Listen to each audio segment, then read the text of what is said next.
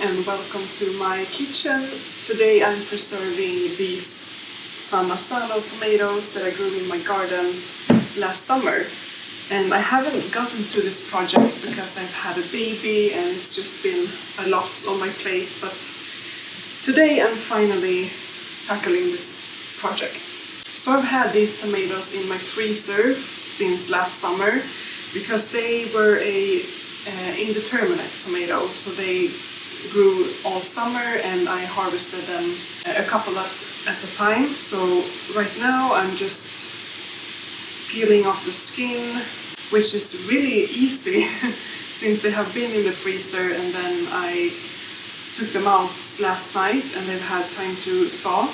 I mean, they're quite watery, but it's really easy to peel the skin off. This is my first time canning crushed tomatoes or any tomato products for real, like doing it seriously. Last year I did a few jars of crushed tomatoes, but I left the skin on and I didn't really follow any guides for watering canning, which is probably dangerous, but I kept them in the fridge and we ate them I think the same week, so it's fine. But this year I really wanted to try doing it seriously, so I bought all the equipment and grew quite a few tomatoes. It's not as much as I wanted, but yeah, it's probably fine for the first time trying. If you're new here, welcome. I'm very excited to have you here. As you probably have already gathered, I grow my own vegetables and I do some cooking and preserving along with some other home-making projects. And I have looked up everything about water canning, what's safe, how much lemon juice you should have, and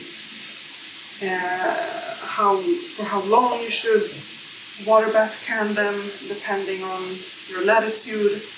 And I am 47 meters above sea level, so if you are around that latitude, then this can be your guide. And I don't know how well you can hear me. I am going to buy a mic to put here, and I have the jars sterilizing, so you can probably hear that sound in the background. I'm just so excited to finally be doing this project. I have been watching people doing this on YouTube for years. Oh,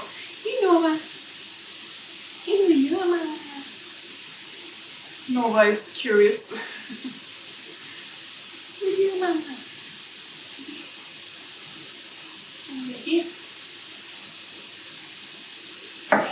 She's quite a big girl for food, which is our fault because we give her the food. I mean, honestly, freezing them like this and then thawing saves so much time peeling the skins off. Otherwise you have to boil them and then put them in ice water to shock them, and then you can peel them much more easily, but I don't really have to do that, so I am gonna squeeze every tomato a little bit soon, just to get majority of the water.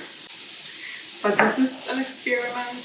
It's the first time I'm doing this, so we'll see how everything turns out. So here I have all the seeds, pulp, and all the water that came out from the tomatoes, and this is what's left. It's not much.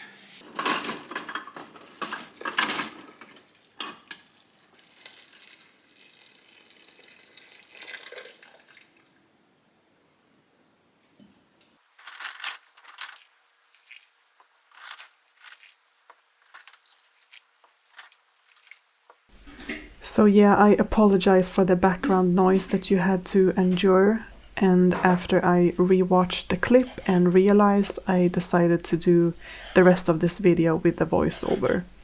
As I said, I will invest in a mic that I can use for videos like this when I do have to stand a bit further away and I have the boiler or the fan on, for example. I will look into it and hopefully next time you'll hear me much better.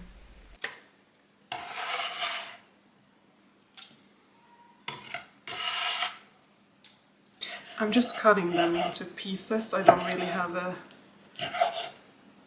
thought behind it. When I'm thinking of crushed tomatoes, they aren't perfect squares. They just, yeah, it's crushed tomatoes. So I'm just making them into smaller pieces.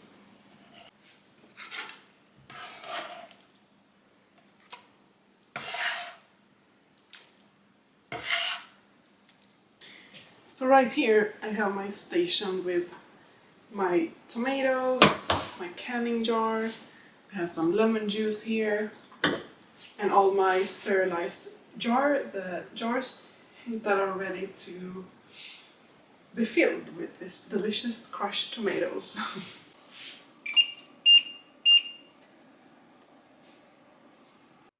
I wanted to add some flavor to these crushed tomatoes so that they would be more of a ready-to-go product that I can use with pasta, for example. So here I am adding my homegrown oregano, basil and garlic, making this a 100% homegrown product, which is just amazing.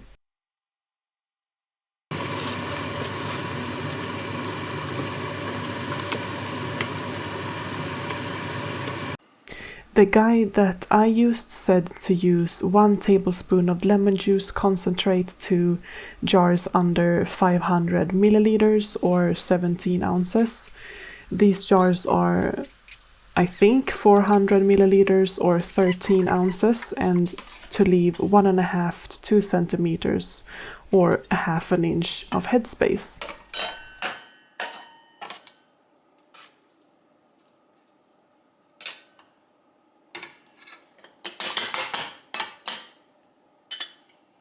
I then proceed to debubble and wipe any residue off the rims to get a good seal. And you can do this with just water, but I use vinegar that is very effective to get any fats or sugars from the edges.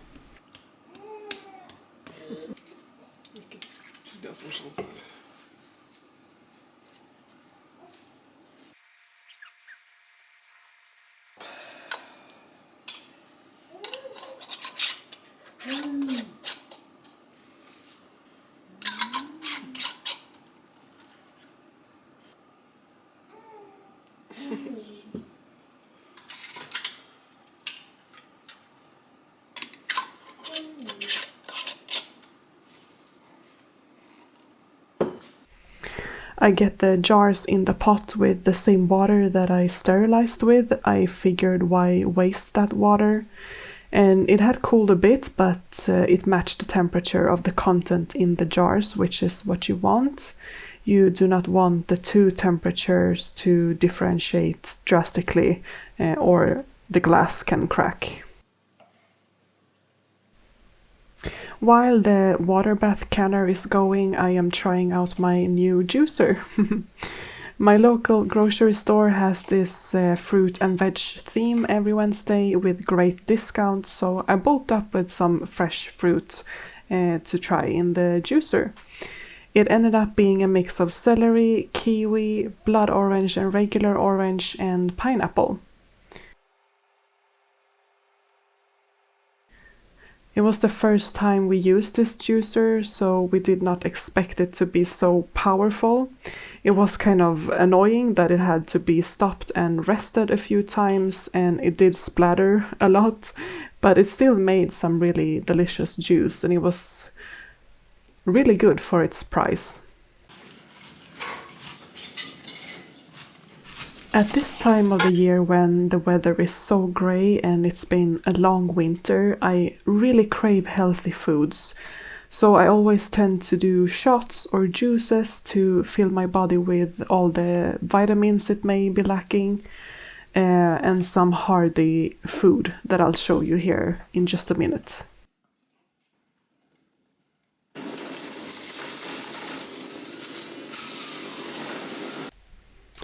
That little jug that catches the juice was very small, so I had to do it in batches, but something really neat about it was that it has a built-in foam separator, so the juice pours out and the foam stays in the jug. Although I did try to strain the juice to see if I could get a more clear liquid, I eventually was fine with the thicker texture, and I actually prefer it. Och därför måste vi vänta för att motorn är bara fin färg. Det där gröna på toppen ser inte så gott.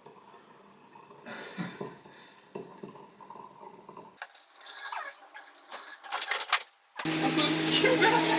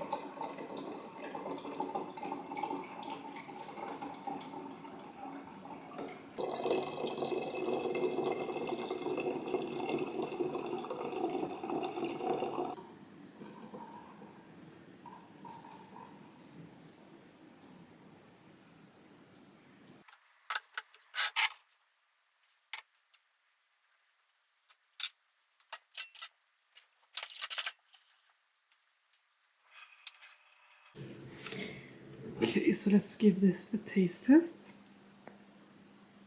This one is a little bit thicker. I didn't have the patience to sieve through it again.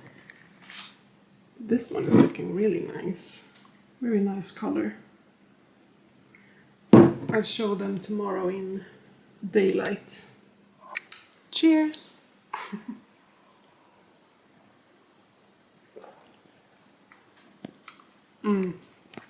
It's so nice with freshly pressed juice.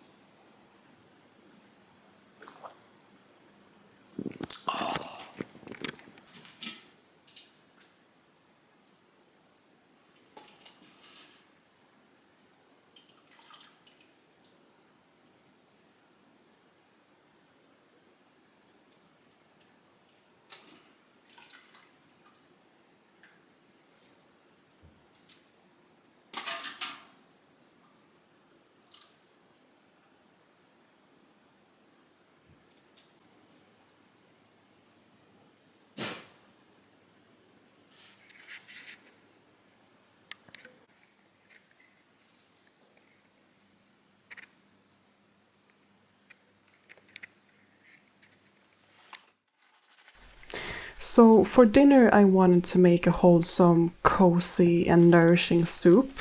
And to that soup I was craving bread, but nor did I have time or yeast, so I made this fast breakfast rolls using baking powder. I will leave the recipe down below if you'd like to try them out, and if you're in a hurry, they are perfect.